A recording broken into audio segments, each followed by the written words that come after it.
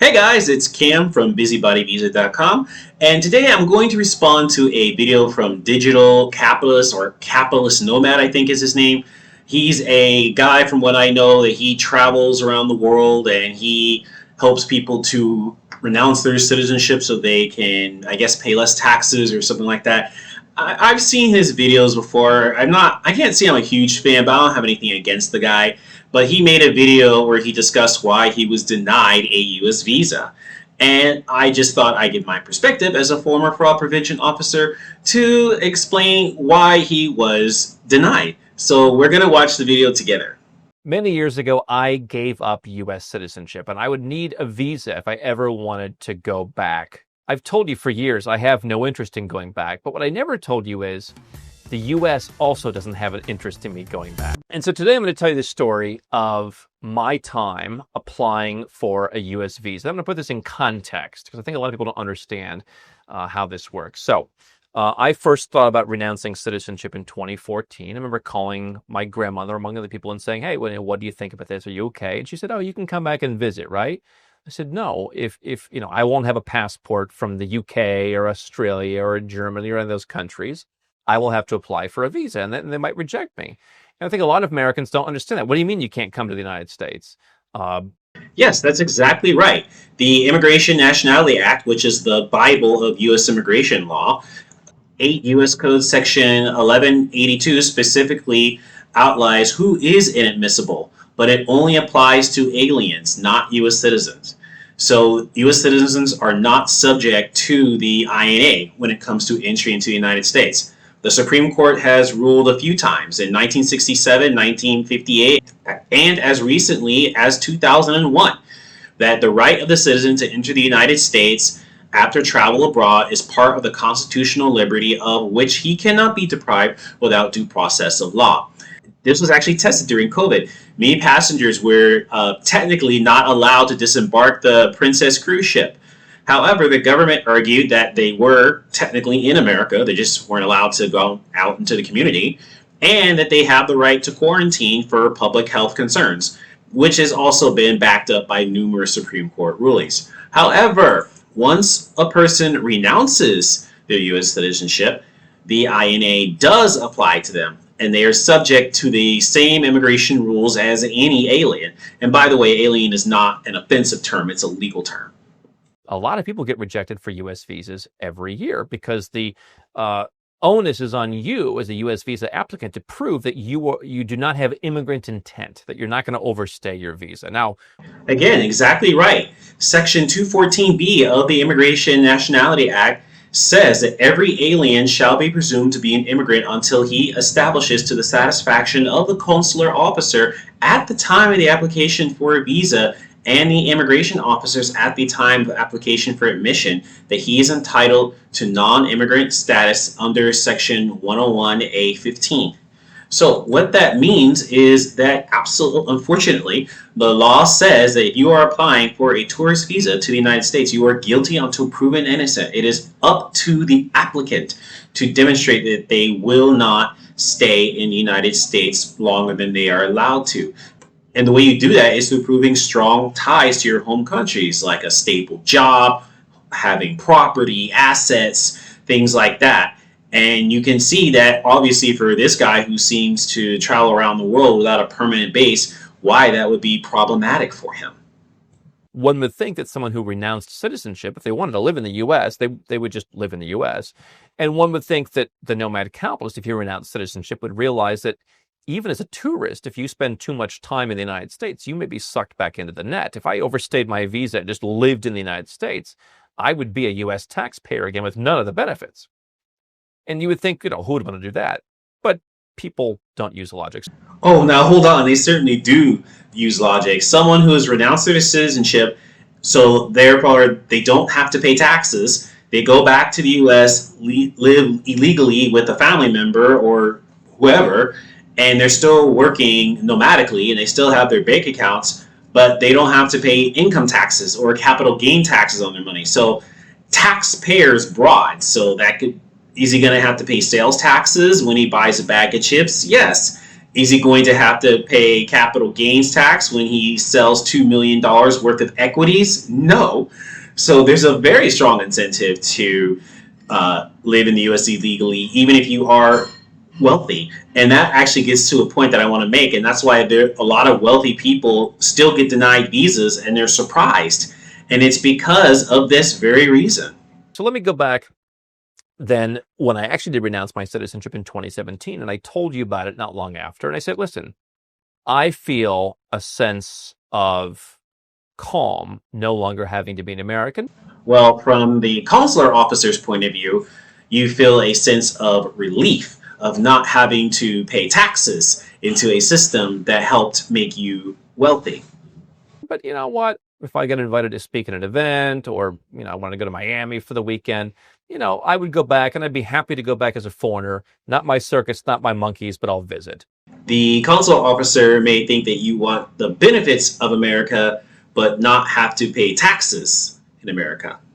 Not long after I said that, I just watched the politics continue to unfold on both sides. Certainly, eventually, I saw what Biden was doing, and I didn't agree with some of that. But I also didn't agree with plenty of what Trump was doing. I don't agree with how they act around the world. And I said to myself, yeah, I don't really want to go there. But I got engaged in 2018. And Tbilisi's embassy, the U.S. embassy, has a higher what's called adjusted refusal rate for B visas. And I remember sitting there because I didn't realize when you went in that you had to take a number, essentially. I thought you just had an appointment and you did, and then they would call you because they were calling other people up. And I didn't realize you had to take a number. So eventually I realized I had to take a number. I went and took a number. But while I was waiting for this, I got to watch all these different people where it seemed like there was one woman who was pretty pleasant and approving a lot of people. Although I think that at times her pleasantness was masking, like she was being pleasant to be like, oh, all right, I'm part of Al-Qaeda. Like every once in a while, her pleasantness would get someone to admit something terrible, and then she would deny them. Yeah, that's true. That's a very common strategy for consular officers. Good cop, bad cop. One, they'll be extremely nice, and so then you will think that, oh, there's no big deal, and you'll admit something. Listen, whenever you're talking to someone from law enforcement, and consular officers are law enforcement, they're not your friends. They are there to get information. So just if you are an applicant who is applying for a U.S. visa, just remember nobody from the government is your friend. Their job is to get information to deny you. The other guy was rather difficult, and people seemed to be leaving quite dismayed, and he was kind of barking at people. And so eventually I ended up going to that guy who was yelling at people, and I kind of came to realize why I think at the time 62% of people at the Georgia embassy got rejected for these B series visas. And I never wanted to talk about this story because I just felt like I wanted to be nice and I wanted to be respectful, and I felt like, is this the kind of story you should go and tell? And behind the scenes, my experience, and ultimately, I realized I'm certainly not the only one to tell this story. I may be one of the few people to tell the story, as a former U.S. citizen. And I just kind of figured, hey, I speak English, and I'm an upstanding citizen, and I paid all my taxes, and hey, I should be treated like everybody else. But I kind of realized as I was sitting there I remember it was September 11th, and I realized why people shouldn't try and move to the U.S. or go to the U.S. Because it's the most laborious process of any country to go to. So just to put things into perspective, just in the fiscal year of 2023, the United States received over 10.4 million non-immigrant visa applications. That is the most of any single country in the world. It is not uncommon for visa officers to have to interview 100 to 200, sometimes 250 people a day. So yes, sometimes they do lose patience, and I'm not defending that, but I just want people to understand why that happens. They have a lot of applications to go through. And by the way, I will also mention that the United States approves more applications than any other single country in the world. So insofar as the laboriousness of the process, not really. I mean, I get, you do a DS-160 and then you do an interview, and if you pass the interview, you're in. A lot of countries require extensive document review for every visa applicant. There's a lot that you have to go through to enter into some countries, but they do a very good job of protecting the United States, especially in a post 9/11 world. So these are busy folks. These aren't just people eating donuts and drinking coffee and then just denying visas. They really do want to do a good job, and they understand they're the face of America, and they just want to they are doing the best they can, and honestly, they get it right most of the time. When you hear people complain they got denied, just remember people don't tell you the whole story, and a lot of times there's something in their background that they just don't want to tell you, and that's the reason they got denied. So just remember that. And I go up. It's okay. When was the last time in the U.S.? And I told him in 2017. And, what are you going to do? I'm going to go visit my grandmother. Where does she live? And I told him where she lives. And there were a bunch of other questions. And I got caught off guard by something. And I forget what it was, but it was like, oh, and I said this. Oh, you had told me that I needed to bring this document or something. And that really upset him. Like, I didn't tell you anything. And I was like, I'm using the royal you. I didn't mean you personally. I didn't mean to cause any offense, but okay, fine. Okay, I'm sorry. And then remember, you have to take all your passports with you because they have to check, like, have you been to Iran? Have you been to Cuba? Have you done anything terrible? They want to check, everything. And so I take my passports. I didn't have as many then. And I give it to them. He's like, why do you have all these passports? Very aggressive. And I told him the truth. Now, Well, yeah, of course. Holding multiple passports is a huge red flag. Many criminals, terrorist groups hold multiple passports. Ramzi Youssef, the guy behind the 1993 World Trade Center bombing, he had 5 or 6 different passports. I understand maybe this guy is, I guess he has a consulting business, something like that, but many organized criminal fraud rings have a legitimate business as a front. So the consular officer wouldn't have been doing his job if he didn't ask why this guy has so many passports, and to be very, very suspicious of someone who has more than 2 passports. Continue as I go through, self-reflection and, go to therapy. And I realize there's, at a certain point, a passport collection goes beyond strategic, and that part of the reason I didn't like living in the United States was just kind of the emotional part. And there's probably some part of me, once you get to the 8th passport, you're trying to fill a void. I think 3 or 4 is strategic, and you should do that. I think if you just, have a multi-decade collection, at a certain point, you should probably, ask yourself a few questions. I don't know that I was in tune with that thought as much at the time, and I don't know that a consular officer would want to hear about my emotional state. And they said, oh, and I got this one because it had more visa-free travel to like the UK and Central America and that. And he looks at, you haven't been to Central America. Yeah, so you said that you got a passport to go to a region that you never went to. So that's a gargantuan red flag. I mean, no client of mine hopefully would ever say something like that. I mean, that's just screaming fraud to the consular officer. It's like, well, yeah, I just got the passport not that long ago, and I've been in this relationship and all that. And he moved on, and then he's like, what's your relationship status? And I'm like, oh, I'm engaged. He's like, then you're single. I said, okay, well, wait, arguing with the guy's not going to help. Stand there, be deferential, do your thing. Ultimately, we went through the process, and he said, listen, here's a form. They like to slide the form into the window. A lot of the people before me got, is it a pink form, I think, where it's like, you've been denied under the immigration section, where they deny people, and they don't give you a reason. People say, well, what's the reason? They don't tell you a reason. You did not demonstrate sufficient non-immigrant intent, which gives them these sort of broad powers. I got a different form, which is, we're sending this for, further review. Yeah, so what you got was a 221G denial. Now, 221G section of the INA states that no visa or other documentation shall be issued to an alien if 1. The alien fails to establish the satisfaction of the consular officer at the time of the application for a visa and immigration officers at the time of application for admission. He's eligible to receive such a visa or other documentation, or is not admissible under any provision under this act. 2. The application fails to comply with the provisions of this act or regulations issued thereunder. Or 3. The consular officer knows or has reason to believe such an alien is inadmissible to receive a visa under subsection A of section 212 of the Immigration Nationality Act. Now, in practice, this is actually the best case scenario. I mean, you're talking about a guy who renounced his citizenship to avoid taxes. He doesn't have a home base. He's traveling all around the world. And then they probably feel like he has regret and that he wants to stay in the US all of a sudden because he has no real foundation anywhere else in the world.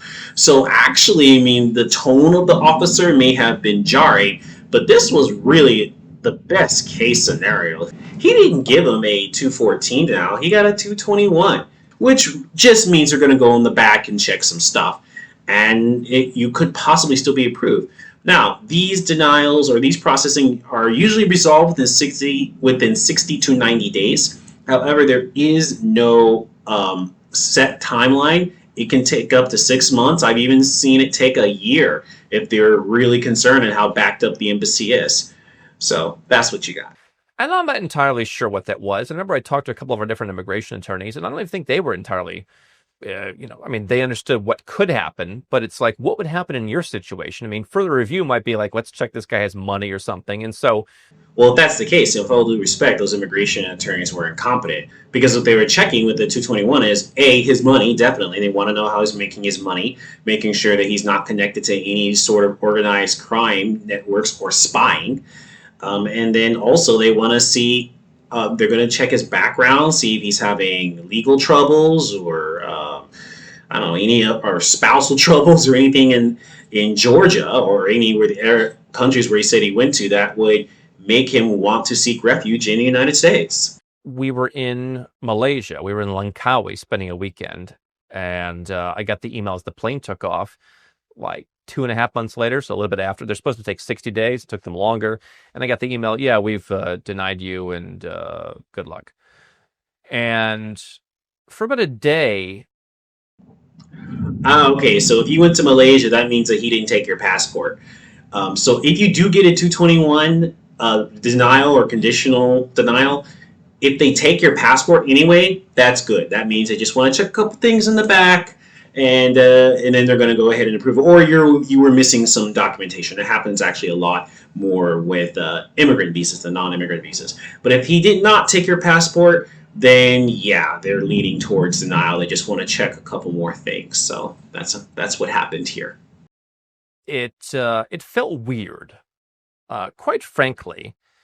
You know, if this situation were to happen again today, I would not have gone and applied. I do think that having to get a visa, if they don't like you, I mean, they're gonna hold it against you. And so obviously I'm different from the average Nomad Capitalist client because I am the Nomad Capitalist. I mean, I remember during the pandemic, someone emailed us and said they went to renounce on their own. They weren't our client at one of the embassies. And the person asked them, are you working with that Andrew Henderson guy? I mean, once you're known, I think, in the community, I always imagined they would probably never give me a visa. And that never really factored into whether I wanted to go or not. I mean, the reality is if I wanted to live there, I would have lived there. In the years before I renounced citizenship, I intentionally avoided even flying through the United States. I just don't feel comfortable going there. And I'm sure it's worse now. And people have told me it's worse now. I've never hated the United States. I disagree with a lot of their policies. I think there's a lot of downsides to living there. There's a lot of downsides. I don't hate it. I'm just not sad that it's become something that I wish it weren't. Because my being sad doesn't change it. And yet, I suppose when we're confronted with, something much more direct of, hey, you can't come here, that hurts a little bit just for a moment. Oh, definitely. Yes. Being denied a visa, being rejected, being proven wrong. Studies show those all activate the same centers of the brain as physical pain. So it definitely hurts. I have a lot of empathy for those who were rejected. I mean, especially those from developing nations who have paid a significant portion of their income to apply for a visa to only be rejected in a 3-minute interview. And unfortunately, some officers aren't as kind as they should be, and that is a problem. That being said, in this case, I just want to give it to you from the consular officer's perspective. You've got a guy who renounced his citizenship to avoid paying taxes. He is well known to encourage others to do the same, and he does not seem to have any strong ties to any particular country. So he doesn't have significant assets in Georgia. At least he didn't mention it. And he has close relatives in the U.S. I mean, that's just a textbook example for a 214 denial. I mean, there's the emotional part of it aside, applicants must show strong ties. Now, I've gotten clients through who did not have the traditional ties, but it was still obvious that they intended to return. The guy I helped specifically was from Turkey, and I was able to show why it was in his best interest to return to Turkey, because he'd have a better life doing what he's doing in Turkey than he would working illegally in the U.S. This guy, he has close relatives in the U.S. A lot of digital nomad or people who renounce their citizenships regret it, and so they may have figured that he was trying to go back so he could stay with his grandma or something like that. That's why they wanted to check his finances. There's very limited information in this video about what his assets are or things like that.